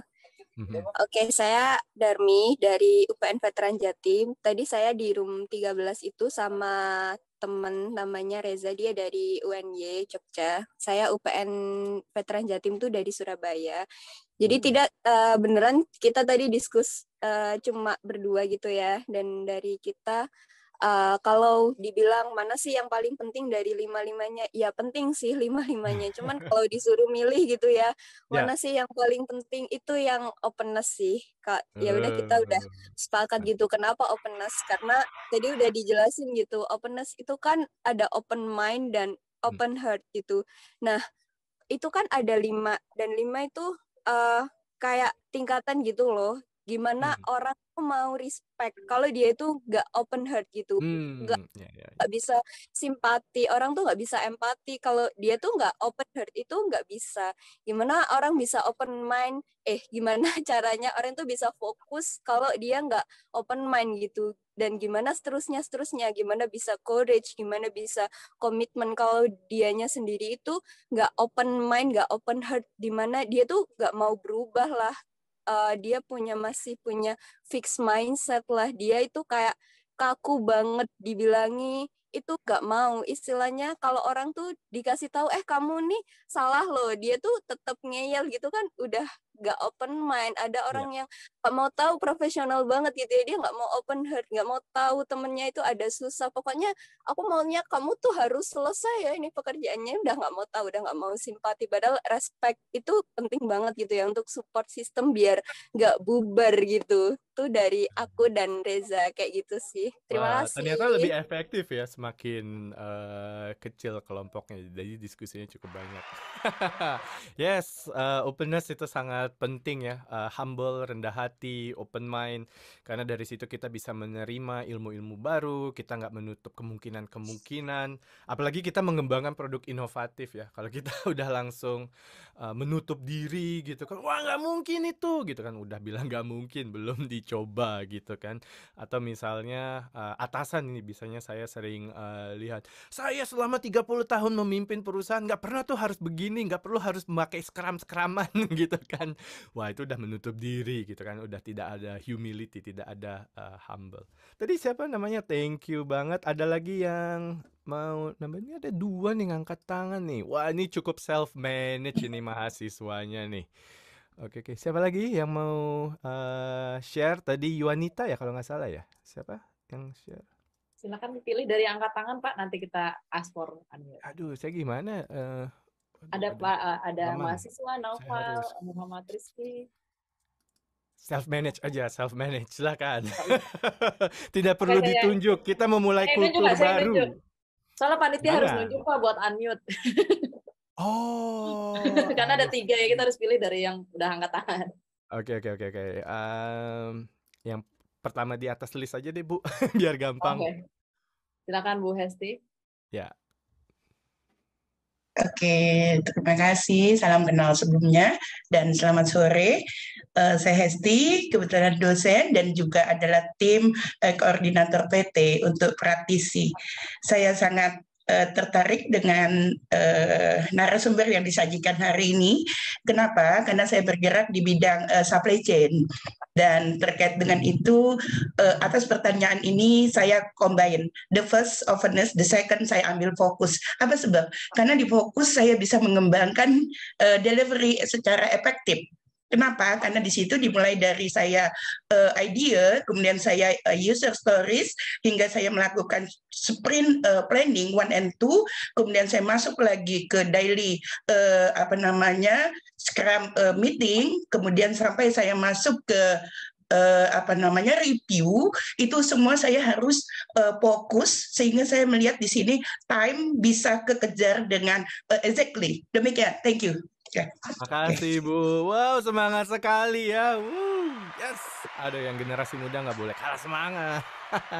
Siapa lagi Bu Kumala? Di next on the list saja. Sesuai urutan saja. Oke, silahkan Naufal. Berarti openness sudah 2 ini ya. Openness sudah 2. Oke, puncak klasemen. Fokus tadi yang kedua menurut ini. Oke, ada lagi yang mau share? Mungkin punya perspektif yang berbeda. Iya, iya Mbak Darmi, Bu dosen sangat semangat sekali ya. Tadi saya udah Bagus kasih dong. ini apa namanya ke Inspirasi Naufal mahasiswa. kalau nggak salah. Sesuai urutan Pak Joshua. Ya, Ke silakan. Naufal. Silakan. Self manage. Oh nggak ada. Oke. Next ya, saya langsung cepat Next aja. aja on the list. Oke, next. Silakan Muhammad Rizky. Oke. Sebelumnya terima kasih atas kesempatan juga untuk menjawab, dan sebelumnya saya mau berterima kasih juga kepada Mas Joshua. Mas Joshua atau siapa nih? Oke. Nah, kenapa saya apresiasi? Soalnya kayak interaktif banget gitu ya. Dimulai dari layoutnya itu udah kayak berasa nonton YouTube tapi webinar dan bisa interaktif gitu. Itu suatu pengalaman yang baru gitu ya bagi saya ya. Oke, nah mungkin saya apresiasi dulu. Terima kasih. Ya, terima kasih ya. Oke, nah, nah ya sebelumnya perkenalkan saya Rizky dari Universitas Indonesia. Tadi dari breakout room nomor 8 ya. Saya bersama 2 orang teman tadi. Ada Nanda dari UNY dan juga ada Dapat kenalan baru. dan satu lagi dari ITERA kalau nggak salah tadi ya. Nah, terus kalau menurut hasil diskusi kita itu yang terpenting itu adalah pertama komitmen dan kedua adalah courage. Beda nih. Nah, kenapa komitmen dan courage? Yang pertama adalah di komitmen ya. Kan kalau berdasarkan yang saya sudah dengar tadi penjelasannya ya, terdapat kata kunci di Scrum Method ini yaitu adalah self management ya. Jadi, Betul. nah kenapa komitmen paling penting? Nah, karena untuk menjalankan self managing itu sendiri, nah itu perlu suatu komitmen untuk kita bergerak bersama-sama dalam suatu tim. Dan untuk ya sesuai tadi tujuan kita adalah ya untuk mencapai suatu product goal gitu ya. Nah kalau misalnya di masing-masing tim tersebut itu nggak punya komitmen ya otomatis ya pasti bakalan nggak ada sinergisnya satu sama lainnya gitu ya. Nah terus komitmen ini nah kemudian didukung oleh adanya courage dari masing-masing personnya gitu ya. Dari mereka saling bersemangat satu sama lain gitu ya, saling menyemangati juga, dan ini juga berkorelasi dengan respect juga dan openness tadi. Nah, jadi sehingga dengan adanya dimulai dari komitmen dari masing-masing pribadi, nah itu dia bisa ke menyeluruh gitu, membuat suatu Scrum team yang hebat gitu. Nah, kalau menurut kami sih seperti itu. Nice. Terima kasih. Okay, it's good. And ini salah satu hal yang harus ditekankan oleh semua pemimpin yang memimpin tim Scrum. Berbeda pendapat itu it's a good thing, right? Jadi nggak apa-apa. Tadi ada yang bilang openness paling penting, ada bilang komitmen paling penting. Inilah yang harus dikembangkan oleh leader-leader masa depan. Saya yakin dari sini teman-teman mahasiswa pada suatu saat teman-teman akan jadi seorang pemimpin dimanapun teman-teman berada, dan teman-teman punya perspektif berbeda dengan cara memimpin ya. Cara memimpin yang lama kita tinggalkan, kita di era baru, di generasi baru, teman-teman yang nanti akan memimpin bangsa ini. Ada lagi satu lagi biar menarik ini kan, tadi ada yang bilang openness, ada yang bilang komitmen. Semakin variatif sebenarnya it's a good thing, dan itulah tujuannya Scrum Master, pemimpin dalam tim Scrum, memaksimalkan collective intelligence. One last one sebelum kita lanjut, kita dengar pendapat. Ya kan tadi Mas Naufal yang kayak saya sabotase, saya sabotase balik kan nggak enak ya. Coba apalagi Mas angkat tangannya. Tapi ini sangat menarik ya, self manage. Mungkin dari sini akan muncul kultur baru, nanti balik ke kampusnya self manage gitu kan, nggak perlu nunggu dosen nunjuk gitu kan. Ya. Anyway, next. Silakan Mas Naufal. Oke, suara saya kedengaran? Yes. Oke, jadi tadi saya bersama dengan tim saya ya, kita sudah berdiskusi dan mendapatkan satu jawaban yang sama gitu, bahwa dalam suatu tim itu yang menurut kami yang paling dibutuhkan yaitu adalah komitmen. Komitmen itu bisa juga diartikan kan sebagai tanggung jawab gitu. Berarti dalam tim kalau memiliki tanggung jawab, mungkin dalam kelanjutannya itu tugas-tugas atau visi misi dalam tim itu pasti bakal dilaksanakan dengan baik gitu. Karena komitmen itu adalah mengimplementasikan visi dan misi suatu organisasi. Karena dengan adanya tim yang mempunyai komitmen yang baik, maka semuanya akan berjalan dengan sesuai. Kalau menurut dari pandangan kami begitu. Nice, it's okay. Nggak masalah untuk berbeda pendapat, itu it's a good thing. Yes, saya bahkan pernah melakukan survei di sebuah perusahaan. Kalau saya balik di perusahaan kita, di perusahaan tempat teman rekan-rekan bekerja saat ini, mana value yang paling lemah gitu. Dan menariknya di situ yang paling lemah itu adalah respect, karena atasannya selalu tidak ada respect terhadap orang-orang di dalam. butuh sebuah kerendahan hati untuk seorang pemimpin itu mau menghargai orang-orang yang ada di bawahnya. Padahal dia kan yang bayar ya, tapi butuh sebuah kerendahan hati. Makanya respect itu juga penting. Tapi semua ini penting. Saya biasanya gunakan ini untuk team health check. Kondisi timnya itu seperti apa, mana value yang saat ini lemah yang perlu diperkuat lagi. Teman-teman bisa klik link di itu di Zoom chat window. Kalau mau nonton video lebih lanjut tentang Scrum Values 25 menit. Jadi saya cukup elaborasi, ada banyak manifestasi dari Scrum Values. Oke, ini kalau kita lihat sebenarnya common sense, right? It's common sense. Scrum lebih banyak menekankan ke aspek people, Scrum lebih banyak menekankan ke perilaku daripada sebuah struktur, proses, sebuah metode gitu kan. Karena dari orang-orang terbaik yang sudah kita kembangkan, kita akan mendapatkan produk yang awesome gitu kan. Tim akan menciptakan sebuah proses yang luar biasa gitu kan. Jadi pola pikirnya dibalik, kita mulai dari orang dulu, dari orang kita dapat produk yang terbaik, kita dapat proses yang terbaik gitu kan.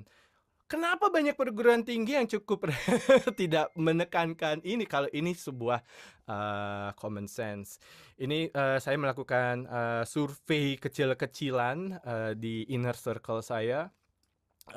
Ya ini komplain mereka fresh graduate tidak self manage, ketika masuk organisasi mari harus disuapin kerjaan, tidak biasa berpikir out of the box gitu kan, biasa mengikuti follow the guideline, ditinggalan dikit malah magabut gitu kan. Cuma mau praktis, cuma mau tahu how, tapi ke level filosofis kita diajak ke level why nggak mau. Ada juga komplain tentang sistem pendidikan kita yang lebih banyak menghargai hard skill daripada soft skill. Padahal sebuah tim yang efektif itu perlu soft skill yang cukup bagus gitu kan. Pernah ada salah satu dosen dan dosennya hari ini hadir, namanya Ibu Umi Sadah dari PEN Surabaya. Beliau mencoba melakukan Scrum selama 1 semester. Kalau nggak salah nanti Bu Umi mungkin bisa share. Satu sprint itu 2 minggu, tapi yang jadi product ownernya Ibu Umi semua. Bayangkan kalau ada banyak mahasiswa, berapa banyak tim Scrum. Komplain umum dari beliau katanya dibikin tim Scrum tapi yang kerja cuma 1 orang aja gitu kan. Yang lainnya ngikut numpang nilai gitu. Susah juga gitu kan, padahal Scrum memang menekankan kolektif, cuman ini kolektifnya kelewatan, 1 orang yang kerja. Terus banyak yang komplain masih menghargai prestasi, nilai tinggi, tidak menekankan safe safe to fail gitu kan. Ada kemarin yang bilang, oh dosen ini masih banyak yang menekankan waterfall, padahal di dunia VUCA kita harus lebih banyak adaptif, banyak yang menekankan cuman output. Ya ini banyak titipan-titipan dari praktisi-praktisi ini chat saya di grup Telegram. Oke, dari sini tentunya masih banyak yang rekan-rekan harus explore ya. Saya cuma punya waktu 1 jam. Saya berharap kita punya mindset continuous learning, ya kan? Ketika kita berhenti belajar, ya secara global, secara makro ya bangsa Indonesia juga jadinya terhenti berkembang gitu kan. Ini beberapa checkpoint yang rekan-rekan, karena di sana sumber yang tidak terpercaya juga banyak. Jadi teman-teman saya mau rekan-rekan mahasiswa lebih kritis ketika membaca sumber tentang Scrum. Kalau misalnya ada yang bilang, wah Scrum Master itu mah cuma nama lain dari project manager, itu mitos. Kalau ada yang bilang product owner mah cuma nama keren dari business analyst, itu juga mitos. Kalau ada yang bilang Scrum cuma bisa di IT, itu juga mitos. Tadi setelah saya tunjukkan kata software itu cuma muncul sekali di Scrum Guide, right?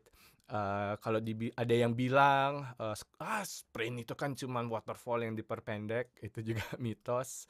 Product owner ini kaki tangannya project manager, itu juga mitos. Dan ada satu sumber yang teman-teman ini ada kebetulan rekan saya, Barry and Christian. Mereka bikin satu ini tentang Scrum Mythbuster. Jadi teman-teman bisa lihat lebih banyak lagi tentang mitos-mitos tentang Scrum yang di busting sama Barry dan Christian. di ini nanti bisa baca-baca sendiri. Ya, baca-baca lagi Scrum Guide. Terus apa lagi ya? Oh ya, dan sumber-sumber tentang Scrum dari scrum.org, right? Ada banyak sumber yang bagus dari scrum.org.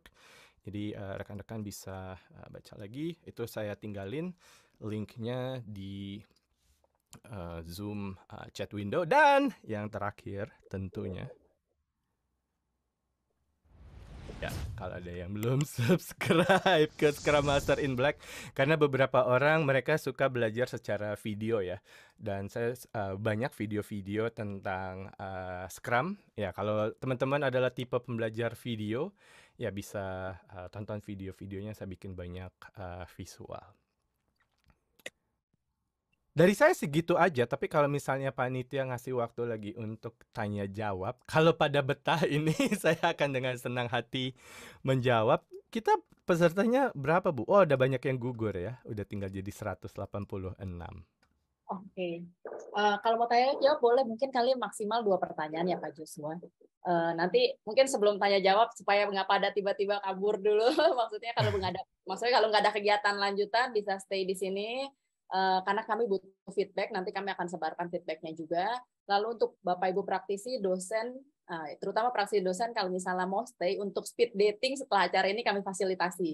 Jadi ini saya iklan bentar ya Pak Joshua sebelum kita buka tanya jawabnya 2. Jadi setelah acara ini kita tutup, Bapak Ibu praktisi dan dosen boleh stay, nanti kita bisa saling kenalan dan speed dating. Lalu saya akan buka sesi tanya jawab untuk 2. Pak Joshua ini ada 3 yang angkat tangan. Oke, nggak apa-apa. Kira-kira saya buka satu-satu ya. Langsung ke Pak Brion dulu, silakan.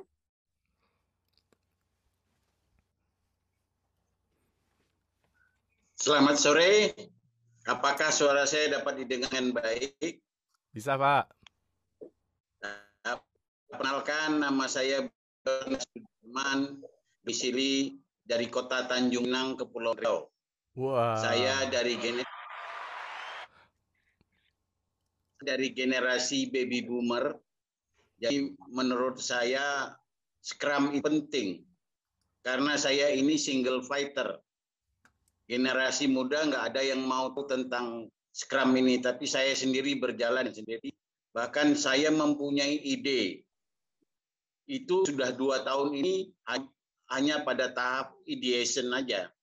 Mudah-mudahan Scrum dapat membantu. Adapun ide saya sudah gariskan, sudah saya adalah menyelesaikan masalah UMKM dalam masalah 3M 1D. Jadi intinya M pertama adalah menship, M2 marketing, M ketiga modal. Dan D1D-nya adalah data driver.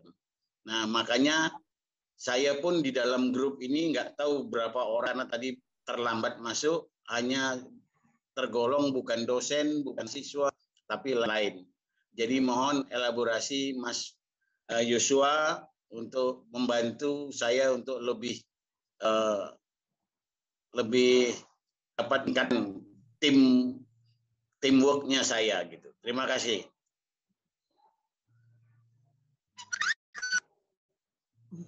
Cara yang paling efektif ya kita kumpulin orang tim kita dengan orang-orang yang sepemikiran kan.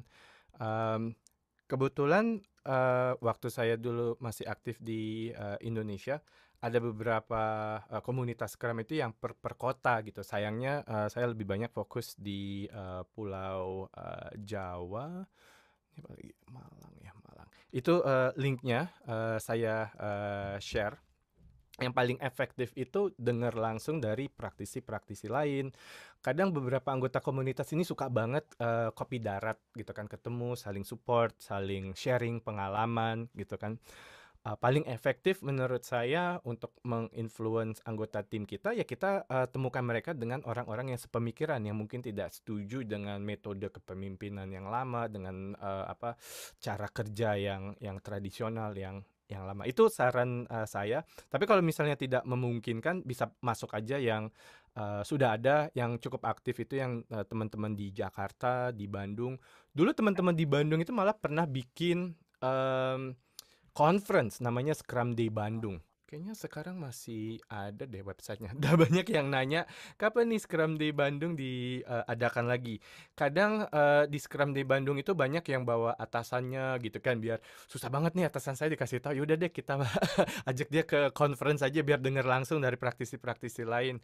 Kadang jadi kesempatan bagus untuk networking, untuk belajar dari pengalaman orang lain. Menurut saya komunitas itu entry point pertama. Karena dari komunitas orang biasanya akan lebih percaya dengan pengalaman orang lain daripada hanya dari sekedar teori kan. Dan banyak di komunitas itu dia sifatnya cukup berkembang cukup viral ya karena anggota komunitas yang lain.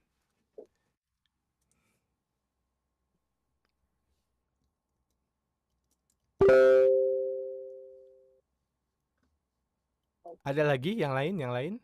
Ada 2 Saya lagi. udah share ya beberapa ya. Yang cukup aktif itu Malang, Bandung, Jakarta. Ya ini saya share ya. Ini dulu Scrum Day Bandung. Gara-gara pandemi yang terakhir itu 2019. Ya mungkin nanti mereka mau adakan lagi. Very cukup conference yang cukup life changing. Ada lagi yang lain? Silakan, tadi saya udah kasih ke Janurio. Silakan.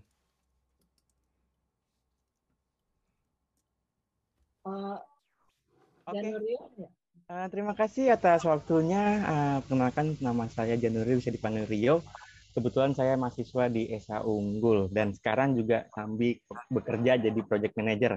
Aku tertarik sama Scrum Master dan aku juga ngikutin sih Mr. Joshua Partogi untuk all sosial medianya. Jadi aku ingin bertanyaan sih, kan di Indonesia ini untuk job title project manager itu value yang di untuk sertifikasi. Jadi ada nilai plus dari Scrum ini sendiri. Nah, sedangkan di Indonesia ini untuk sertifikasi di Indonesia pun kita harus masuk ke Scrum ORG. Dan dari segi pengajaran itu all English ya. Jadi belum antara mengerti dan tidak mengertinya tuh masih banyak yang misunderstanding seperti itu sih. Cuma pengen nanya itu ya Mas Joshua Partogi. Halo. Yes, Mas, silakan. Iya sih. Jadi untuk memfasilitasi Scrum untuk sertifikasi sih Mas di Indonesia. Sedangkan kan di perusahaan juga kan demand-nya tinggi ya. Dan tapi belum ada job title di perusahaan yang memang ada Scrum Master seperti itu. Jadi pertanyaannya apa, Mas? Sertifikasi untuk Scrum ini di Indonesia untuk fasilitatornya dari Indonesia tersebut. Loh, saya fasilitator dari Indonesia sebenarnya. Oke. Oke, thank you. Ini saya ngadain nanti tanggal 4 sampai 5 Juli dalam bahasa Indonesia di Jakarta face to face Scrum Master dan Product Owner. Jadi harusnya terjawab ya. Ya saya akan memfasilitasi. Oke. Ini profiling saya di Scrum.org. Oke. Thank you. Next, biar bisa saya dapat banyak. Oke, silakan. Mas Rizky. Ya, halo Pak Joshua. Saya Rizky Ramadan. Kebetulan saya juga Scrum Master di Klinik Pintar kayak gitu. Saya mau nanya Pak, kalau di Scrum Guide kan dibilang tuh ketika sprint review kan kita developer kan bakal mendemokan potentially disable ya. Nah, dan di Scrum Guide nggak bilang juga tuh bahwasanya sprint review itu sebagai gerbang atau gate untuk ngerilis ke production gitu ya. Nah, pertanyaannya, kalau misalnya ketika sprint jalan, katakan tuh sprint itu berjalan, lalu ada tas kecil lah yang dirilis ke production, apakah perlu lagi katakan user tersebut untuk didemokan atau increment tersebut untuk didemokan ketika sprint itu, Pak. Lalu pertanyaan kedua nih, Pak. Nah, kan di Scrum Guide bilang developer itu adalah orang-orang yang mampu merubah sprint backlog itu menjadi sprint backlog menjadi increment ya, Pak ya. Berarti kan di situ juga ada designer ya. Nah, seringkali kalau saya lihat di pengalaman saya, desainer tuh mereka melakukan sprint lebih dahulu tuh, 2 week sprint lebih dahulu kayak gitu. Agar ketika sprint planning khusus buat developer, nah itu udah jadi tuh kayak desain backend-nya. Menurut Pak Joshua, untuk desainer, para product designer ini tuh mereka tuh sprintnya better ahead atau digabung ya pas sama dev kayak gitu. Itu sih Pak pertanyaannya. Oke, thank you Mas. Sprint review itu untuk mengevaluasi aspek bisnis ya, nilai bisnis dari produk ya. Itu saya bikin presentasinya, videonya, mekanisme sprint review yang proper sebenarnya apa. Jadi kalau misalnya tim Scrum-nya udah deliver beberapa kali dalam satu sprint, ya justru lebih bagus. Berarti metrik-metrik bisnis seperti misalnya user engagement, berapa banyak yang download gitu kan, berapa banyak yang subscribe, justru bisa keluar waktu sprint review. Justru benchmarknya harus sampai ke level itu timnya gitu kan. Justru di Scrum releasable increments sekali dalam satu sprint itu adalah minimum requirement gitu kan. Kalau bisa lebih dari sekali dalam satu sprint, it's even better gitu kan. Justru itu impiannya tim Scrum, dan tidak banyak tim Scrum yang bisa seperti Netflix atau Amazon yang bisa rilis ke production beberapa kali, bahkan dalam satu hari bisa beberapa kali. Kayak Amazon itu ada videonya di YouTube, lead engineer bilang kita rilis ke production tiap 11 detik sekali tanpa ada downtime gitu kan. Justru itu aspirasinya rilis beberapa kali, dan yang kita mau lihat itu bukan sprint review, bukan demo. Justru malah di Scrum Guide kan dibilang sprint review it's not just for demoing gitu kan. Justru kita mau lihat aspek bisnisnya kita, apakah ada banyak yang download, apakah ada banyak yang subscribe dari setelah kita rilis fitur-fitur tersebut gitu kan. Itu yang paling penting gitu kan dari sprint review, mengevaluasi nilai bisnis dari produk tersebut. Oke. Kalau misalnya masalah desainer itu kan, saya suka ini Scrum Team Health Check gitu kan. Saya lebih banyak fokus ke value, behavior. Karena pada akhirnya kita kerja dengan orang gitu kan, perilaku yang lebih penting. Kebanyakan desainer punya perilaku untuk kerja satu sprint lebih awal gitu kan. Ya sebenarnya it takes two to tango, karena developernya juga biasanya nggak suka dapat requirement yang nggak clear, nggak detail gitu kan. Dan desainer juga biasanya punya attitude, desain itu caranya kerjanya beda gitu kan. Kita perlu inspirasi, kita perlu tenang gitu kan. Kita nggak bisa model sprint seperti itu gitu kan. Dari situ sebenarnya dari sisi desainernya yang saya lebih paling tekankan, belum ini aja udah bilang nggak mungkin gitu kan, sudah masukin preferensi pribadi gitu kan, udah kelihatan tidak ada openness gitu kan, tidak berani terbuka untuk sesuatu yang baru, tidak terbuka untuk melihat sebuah possibility, terjebak dalam pola berpikirnya sendiri gitu kan. Developers pun juga demikian gitu kan, dia biasanya kita nggak bisa nih nerima requirement yang berubah-ubah, harus fix dulu dong gitu kan, lu kerjain dulu deh sana gitu di sprint lu sendiri gitu kan. Jadi it takes two to tango.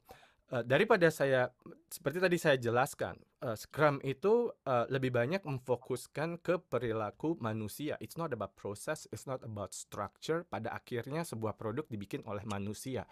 It's not how good your process is, it's how awesome your people are. Makanya tadi pertanyaan saya ke teman-teman mahasiswa, dari 5 Scrum Values ini mana yang lebih penting supaya kita dapat tim yang awesome. Karena dengan tim yang awesome kita bisa melesat jauh lebih jauh, bisa menghasilkan sesuatu yang luar biasa gitu kan.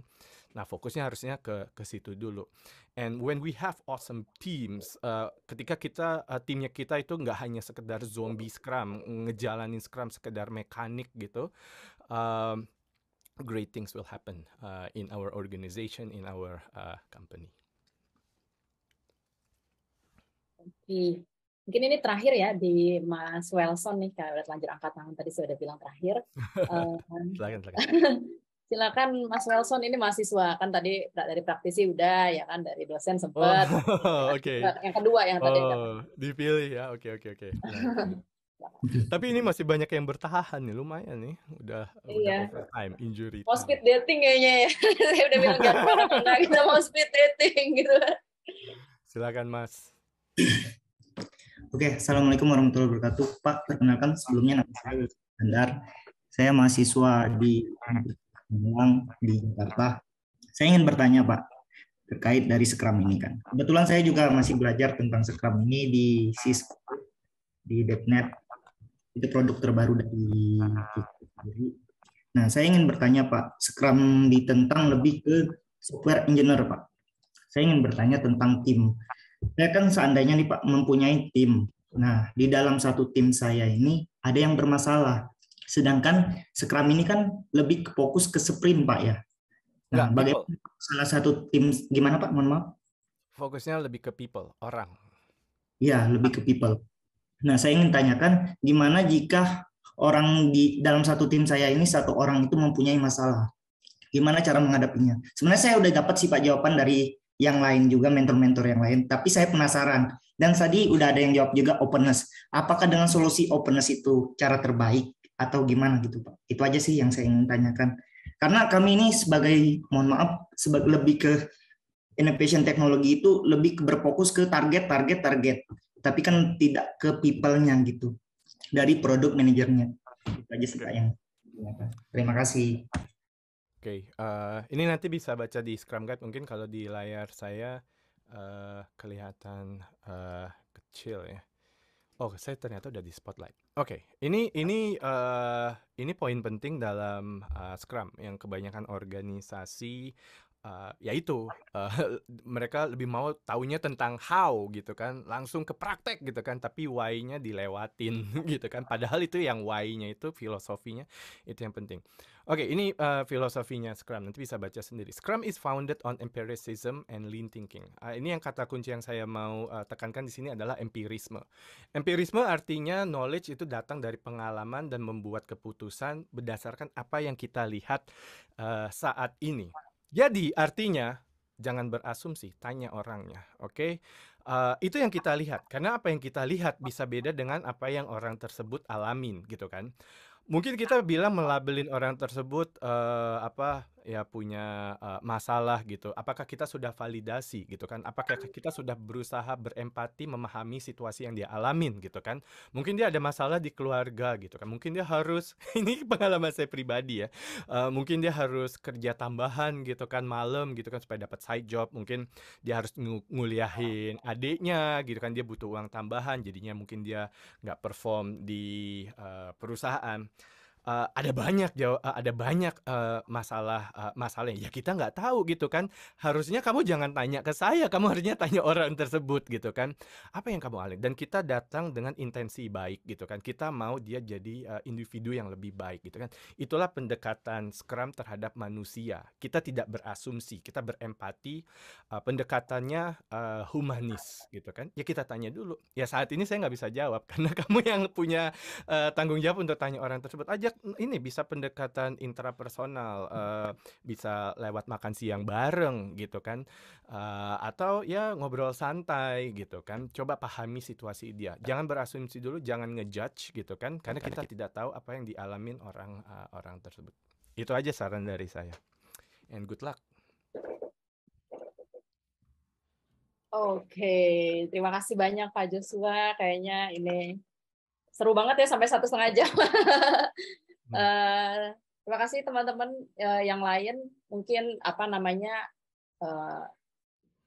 nanti ketemu. Mungkin ini ya Pak ya. See you di dalam kelas nanti, siapa yang nanti kelasnya bisa bareng saya gitu ya kan. Bapak ada soalnya di platform praktisi mengajar. Cuma nanti mungkin perlu jelas ya Bapak Ibu dosen kalau mau mengundang Pak Joshua tuh nama mata kuliahnya dan detail deskripsinya, kalau nggak nanti ditolak.